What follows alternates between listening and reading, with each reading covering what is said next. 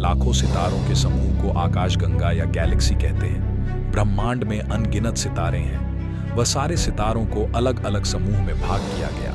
इस एक एक समूह को आकाशगंगा कहते हैं। आकाशगंगा में बहुत सारे सितारा होता है। एक आकाशगंगा में गैस, डस्ट, ग्रह, सितारे, comets, nebula, asteroids, black hole, dark matter होते हैं। आकाशगंगा में 98% तारे होते हैं और 2% धूल और गैस होता है।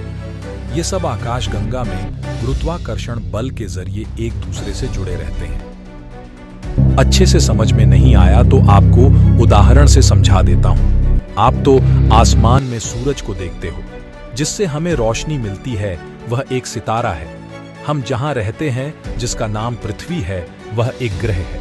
पृथ्वी जैसे बहुत सारे ग्रह हैं जो सूरज को चक्कर लगाते हैं। आसमान में जो सूरज को देखते हो, उस सूरज के तरह ब्रह्मांड में बहुत सारे सितारे हैं। उसमें में कुछ सितारे हमें रात में देखने को मिलता है। उस सितारे को भी कोई ग्रह या खगोल पिंड चक्कर लगा रहा है। इस एक को आप एक घर मान लो और ब्रह्मांड को पृथ्वी। जैसे पृथ्वी में बहुत सारे अलग अलग घर होता है, वह सारे घर अलग अलग समूह में होते हैं। पृथ्वी में घर की समूह को हम गांव या शहर कहते हैं। इसी गांव या शहर को आप गैलेक्सी या आकाशगंगा मान सकते हैं।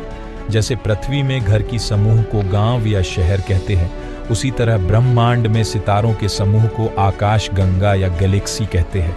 जैसे पृथ्वी में बहुत सारे गांव और शहर होता है, उसी तरह ब्रह्मांड में बहुत सारा गैलेक्सी या आकाशगंगा होता है। जैसे सूरज के चारों ओर ग्रह गुरुत्वाकर्षण बल के कारण घूमता रहता है, उसी तरह गैलेक्सी में गैलेक्सी की सेंटर के चारों तरफ गुरुत्वाकर्षण बल के कारण सितारों का समूह घूमता रहता है। माना जा रहा है कि पृथ्वी में जिसने सारे रेत के कण हैं, उससे ज्यादा ब्रह्मांड में आकाशगंगा है। उम्मीद है आकाशगंगा क्या है समझ में आ गया।